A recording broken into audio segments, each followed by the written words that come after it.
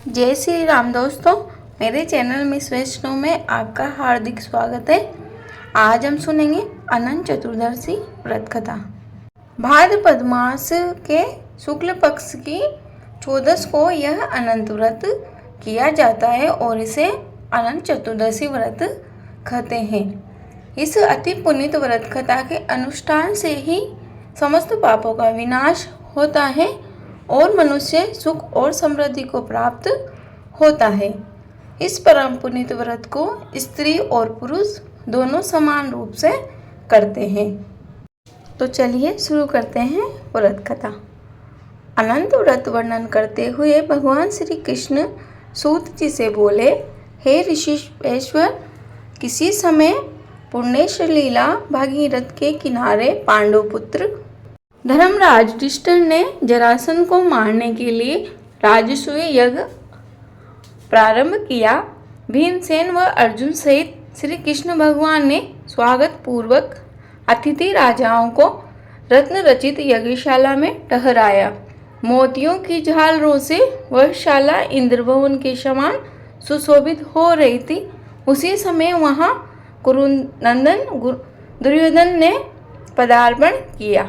सूखे स्थल को जलयुक्त जान दुर्योधन वहां पर अपने वस्त्रों को उठाकर सने सने चलने लगा।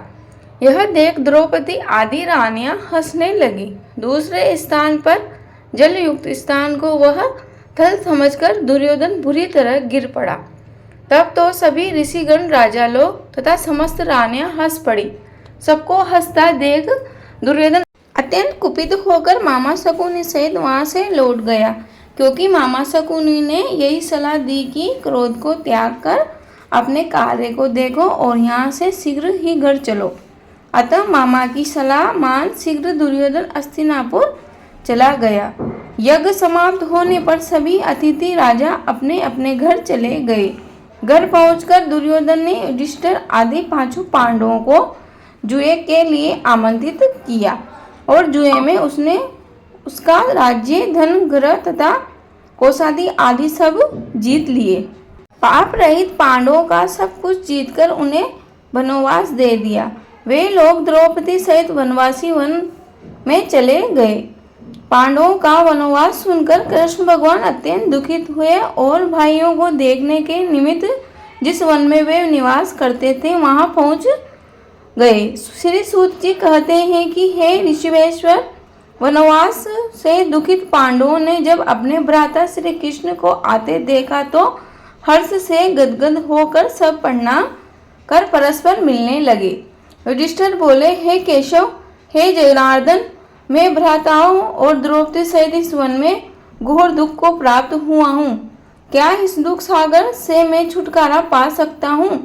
कोई ऐसी युक्ति बताइए जिससे मैं अपना राज्य फिर प्राप्त कर सकूं। कोई ऐसे देव का आराधना बताइए, पूजन बताइए, व्रत बताइए जिसे करने से मुझे कृपा मिले, जिससे मैं इस संकट से निकलकर फिर से अपना राज्य, धन प्राप्त कर लूं। श्री कृष्ण जी बोले, हे राजन, अनंत भगवान का व्रत व पूजन ऐसा है जिससे मनुष्य के समस्त पाप दोष नष्ट हो जाते हैं। भाद्रपद के शुक्ल पक्ष की चतुर्दशी को यह व्रत किया जाता है, जिसके अनुष्ठान से ही अनेक कष्टों से मुक्ति मिल जाती है। तब युधिष्ठिर बोले, हे मधुसूदन, आपने जिन अनंत भगवान का वर्णन किया वे कौन है? क्या शेष भगवान है अथवा तक्षक है या परमेश्वर को ही अनंत कहते हैं या ब्रह्मादेव इस व्रत के नाम से पुकारे जाते हैं? हे देवेश, मुझे कृपा कर विस्तार से समझाइए कि अनंत भगवान किससे कहा जाता है? श्री कृष्ण भगवान बोले, हे युधिष्ठिर, अनंत मैं ही हूँ। आदित्य आदि जितने महीने हैं तथा काल, कारण, दिवस, रात्रि, मुहूर्त, पक्ष, पापी, वर्षा, युग, काल आदि की व्यवस्था, यह सब समय के विभाग आदि को कहे गए हैं। यह सब अनंत ही है, अर्थात यह सब कुछ मैं हूँ और मैं ही पृथ्वी का भार हरण करने के लिए अवतीर्ण हुआ हूँ। दैत्यों का विनाश करने को ही मैंने अवतार धारण कर वसुदेव के वंश में जन्म लिया है और उसे उज्जवल किया है। हे युधिष्ठिर, साधु लोगों की रक्षा और दुष्टों का नाश करने के निमित्त ही मैं अवतार लेता हूँ। अनादि मध्य निधन कृष्ण विष्णु ब्रह्मा शिव बैकुंठ सूर्य चंद्र ईश्वर विश्वरूपा महान बाहु योगी स्वरूप अनंत 14 इंद्र वासु 12 सूर्य 11 रुद्र सप्तऋषि समुद्र पर्वत नदी नक्षत्र दिशा पृथ्वी पाताल तथा भूर्वादिक लोक, ये समस्त मुझ में ही है। मैं ही इनका निमित्त कारण हूँ। यह निसंदेह सत्य है। युधिष्ठिर बोले, हे जनार्दन, अब कृपा कर मुझे इस व्रत की विधि वर्णन कीजिए और यह भी कहिए कि मैं इसका क्या फल पा सकता हूँ। यह किस देवता का पूजन है? सबसे पहले यह व्रत किसने किया था और फिर किस प्रकार इसका विस्तार हुआ, यह सब वर्णन करने की कृपा कीजिए। श्री कृष्ण भगवान बोले, हे युधिष्ठिर, सतयुग में मध्य में ब्राह्मण रहता था जिसका नाम सुमंत था। उसका विवाह वशिष्ठ गोत्रीय भृगु की कन्या से हुआ था। विवाह के कुछ काल उपरांत उसके सर्वगुण संपन्न एक कन्या उत्पन्न हुई। उसका नाम माता पिता ने शीला रखा। वह शीला धीरे धीरे बड़ी होने लगी। उस समय उसकी माता जोर से ग्रसित हो गई और काल के वशीभूत वो नदी में गिरकर मर गई।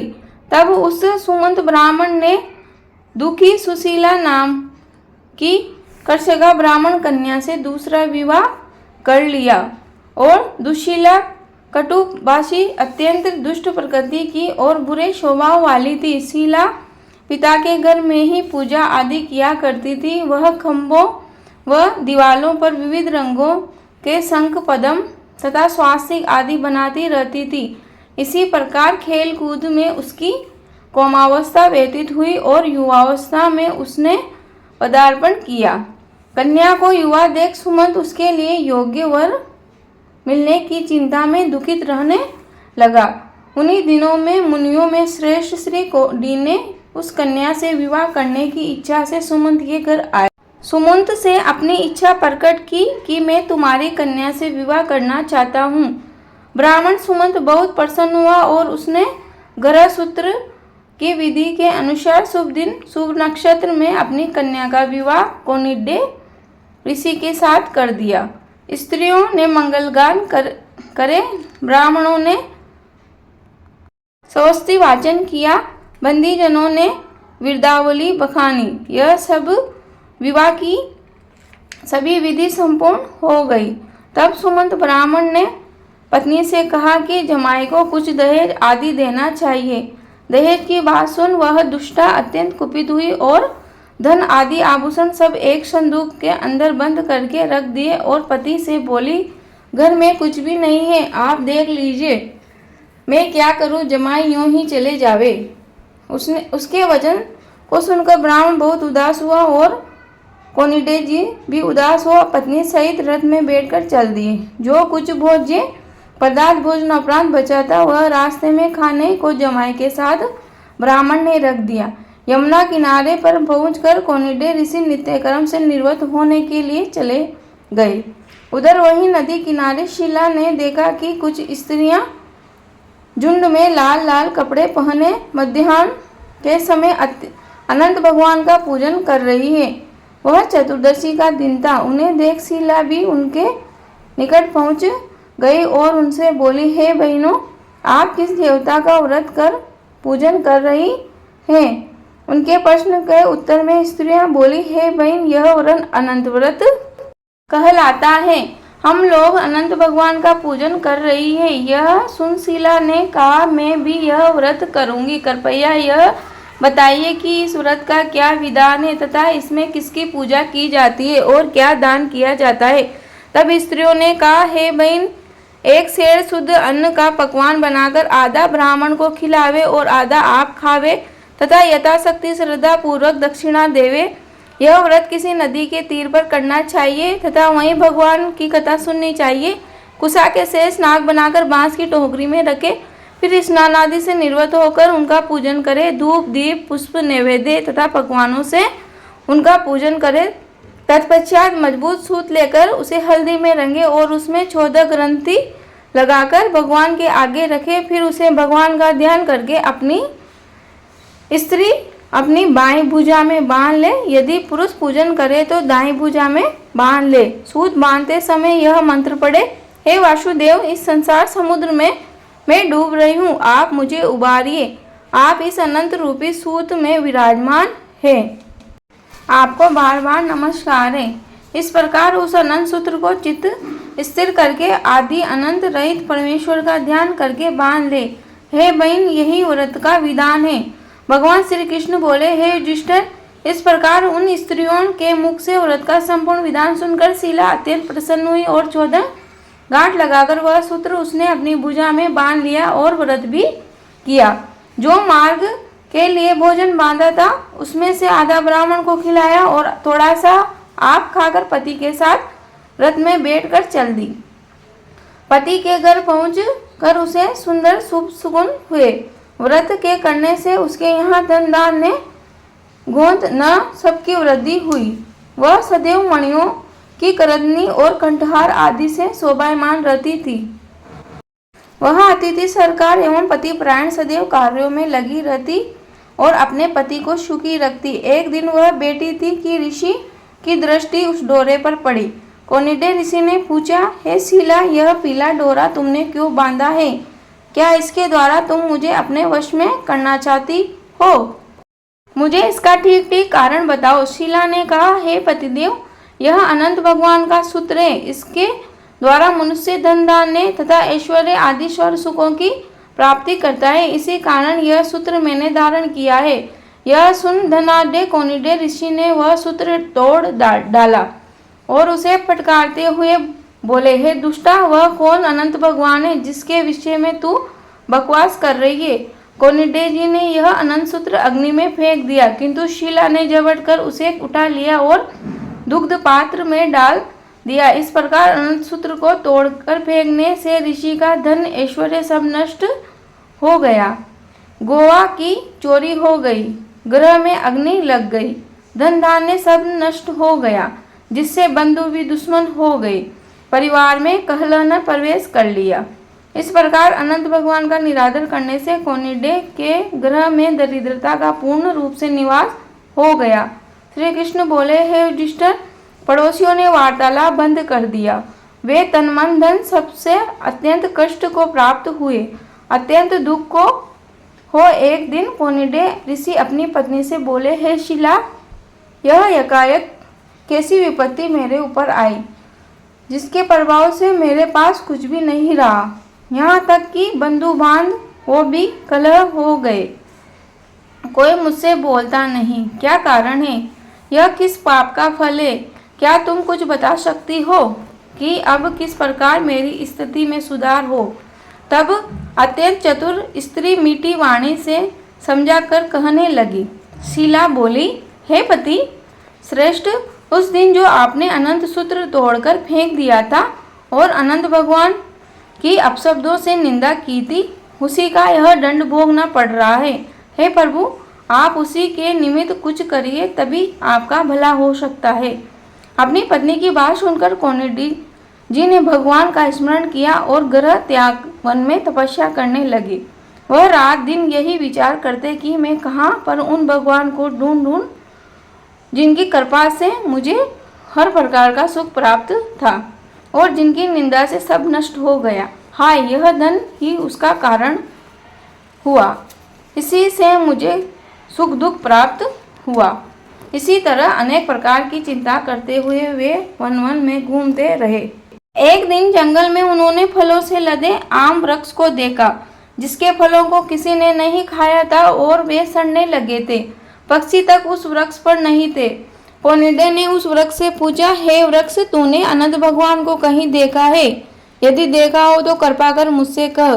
तब वृक्ष बोला, हे ऋषि, मैंने कभी भी अनंत भगवान को नहीं देखा। तब तो ऋषि अत्यंत खिन्न हो गए और दुखी हृदय से वहां से चले गए। श्री कृष्ण बोले, हे युधिष्ठिर, इस प्रकार वन में अनंत भगवान का पता न लगने पर वह खिन्न मन कोनिडे आगे बढ़े और हृदय में तीव्र इच्छा यही लगी हुई थी कि किस प्रकार अनंत भगवान का साक्षात्कार हो। इसी आशा में वन वन में भ्रमण करते फिरते थे। अकस्मात उन्हें एक गौ का दर्शन हुआ जो बछड़ों सहित थी। कोनिडे जी ने उनसे भी वही प्रश्न किया, हे गोमाता, क्या तुमने अनंत भगवान देखे हैं? तब गौ बोली, हे विप्रचर, मैं नहीं जानती अनंत भगवान कौन है, देखना दूर की बात है। ऋषि वहां से आगे बढ़े तो वह देखते हैं एक बैल घास चर रहा है। कोनिडे जी ने पूछा, हे वृषभ, क्या तूने अनंत भगवान को देखा है, उन्हें जानता है? क्या कभी तूने उनके दर्शन किए हैं? बैल ने उत्तर दिया, ऋषिवर, मैंने कभी भी अनंत भगवान को नहीं देखा। वहां से भी कोनिडे आगे को चल दिए। मार्ग में दो सुंदर तलैया उन्हें दिखाई दी, जिसमें सुंदर सुंदर कमल व कुमुद खिले हुए थे, जिनसे उनकी शोभा को और भी बढ़ रही थी।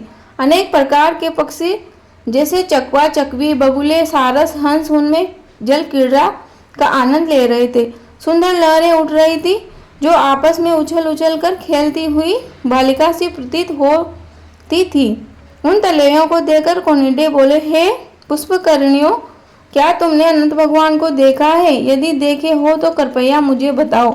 ऋषि का प्रश्न सुन पुष्पकर्णियों ने कहा, हे ब्राह्मण श्रेष्ठ, हम नहीं जानते अनंत भगवान कौन है, क्योंकि हमने उन्हें कभी नहीं देखा।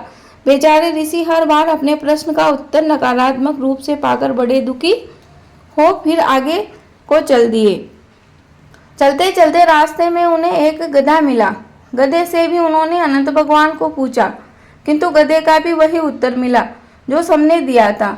तब तो अत्यंत निराश हुए कोनिडे आगे बढ़े चले जा रहे थे। कुछ आगे चलकर उन्हें एक हाथी मिला। हाथी से भी उन्होंने ये प्रश्न किया, गजानन, क्या तुमने अनंत भगवान को देखा है? हाथी ने उत्तर दिया, हे ऋषि, मैंने अनंत को कहीं नहीं देखा। इस प्रकार सब ओर से निराश हो कोनिडे ऋषि वहीं जंगल में आंख मूंदकर बैठ गए। अत्यंत दुख खनित उच्चवाचों से लेते हुए परम कातुर को हाय भगवान उच्चारण करते हुए सताई हो गए। वह अपने शरीर की शुद्ध भी भूल गए। इसी प्रकार मूर्छावस्था में कुछ देर पड़े रहे। तब चैतन्य आई तो फिर अनंत अनंत रटते हुए उठ बैठे और यह प्रण किया कि अब अपने शरीर को छोड़ दूंगा। बिना अनंत भगवान का दर्शन किए जीवन व्यर्थ है। इस प्रकार प्राणों का मोह छोड़कर कोनिडे एक वृक्ष में फांसी के लिए रस्सी लटकाई। जो ही फंदा अपने गले में डालते हैं भगवान अनंत प्रकट हो गए। वे एक वृद्ध ब्राह्मण का रूप धरे हुए कोनिडे के निकट आए और अनंत प्रेम भरी वाणी से कोनिडे का हाथ पकड़ बोले, हे विप्र, मेरे साथ चलो। ऐसा कहकर वह कोनिडे को साथ लिए एक पर्वत कंदरा में चले गए। कोनिडे ने देखा कि वहाँ एक सुंदर पुरी है जहाँ बहुत सी स्त्री पुरुष निवास करते हैं। उसी पुरी में उन्होंने एक दिन कोनिडे को अनंत भगवान का दर्शन कराया। देवादिदेव अजय ऐसे विश्व रूप अनंत भगवान को देखकर कोनिडे जी गदगद हो गए और परम विह्वल कंठ से स्तुति करने लगे। कोनिडे जी बोले, हे पुंडरीकाक्षन, मैं महा अधम और पापी हूँ। मुझ पापात्मा ने अनेक पाप कर्म किए हैं तथा मैं पाप से ही उत्पन्न हूँ। आप मेरी रक्षा कीजिए। कोनिडे ऋषि की सुंदर स्तुति सुनकर अनंत भगवान बोले, हे कोनिडे, आज मैं तुमसे परम प्रसन्न हूँ। तुम बिना किसी भय के अपने हृदय की बात मेरे आगे स्पष्ट कर। तब भगवान की अभय करने वाली सुंदर वाणी सुनकर कोनिडे जी बोले, हे भगवान, मैं धन ऐश्वर्य के मद में चूर था। मैंने घमंड में आपका तिरस्कार किया और अनंत का डोरा तोड़कर फेंक दिया। उसी का फल मुझे भोगना पड़ा। मेरा धन ऐश्वर्य आदि नष्ट हो गए। हे प्रभु, आप अपने जीवन की अत्यंत निराश हो आपके शरण में आया हूँ। हे भगवान, देवों के देव, आपने कृपा करे मुझे दर्शन दिया और मेरे जीवन को सार्थक किया। हे विश्व रूप, मेरे इस पाप कर्म का प्रायश्चित बताइए। अनंत बोले, हे कोनिडे, अब तू शीघ्र अपने घर को प्रस्थान कर और 14 वर्ष पर्यंत अत्यंत अनंत व्रत का अनुष्ठान कर। तब तेरे समस्त पापों का नाश होगा। हे विप्र, मेरे वर से तुझे अटल भक्ति मिलेगी। सांसारिक कोई शक्ति तुझे अब मेरी भक्ति से विमुख नहीं कर सकती। इस लीला के लिए व्रत की सुंदर कथा को पठन पाठन करने वाला और शिला के सरदर्श यह अनंत भगवान का व्रत करने वाला इसके प्रभाव से समस्त पापों से छूटकर शीघ्र मेरे परमानंद पद को प्राप्त होवेगा। हे कौंडिन्य, तू जिस जिस रास्ते से होकर यहाँ आया है उसी से अपने घर को वापस लौट जा। अनंत भगवान के ऐसे वचन सुनकर कौंडिन्य जी बोले, हे प्रभु, जब मैं आपकी खोज में वन भटक रहा था तो मैंने जंगल में आम्र का वृक्ष, गो, बेल, कमल पुष्पों से सुशोभित 2 सुंदर पुष्पगणियाँ, गधा तथा हाथी देखे थे और उनसे मैंने वार्तालाप भी किया। कृपया मुझे यह बताने का अनुग्रह कीजिए कि वे सब कौन थे। भगवान बोले, कौंडिन्य, प्रथम जो आम वृक्ष तूने देखा था वह पूर्व जन्म में एक ब्राह्मण था जो विद्यार्थियों को विद्या दान नहीं करता था। उसी के पाप से वह वृक्ष हुआ।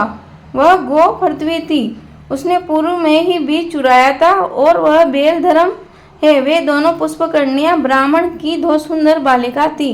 वे ब्राह्मणों और अतिथियों का स्वागत सत्कार कभी नहीं करती थी।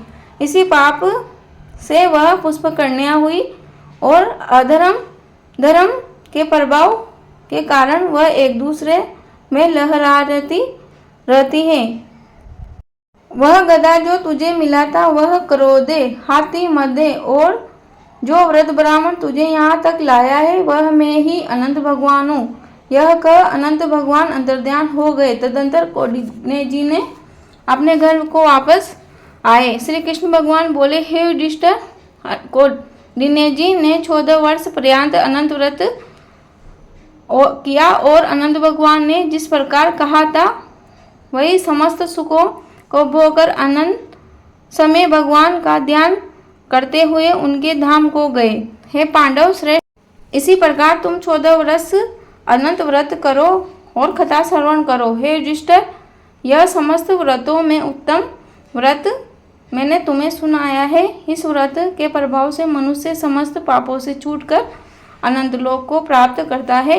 हे युधिष्ठिर, जो शुद्ध सरल स्वभाव वाले मनुष्य इस संसार में सुख से रहना चाहते हैं वे विश्व रूपी अनंत भगवान का पूजन व व्रत करके अपने हाथ में 14 गांठ लगाकर अनंत देव का डोरा बांधते हैं।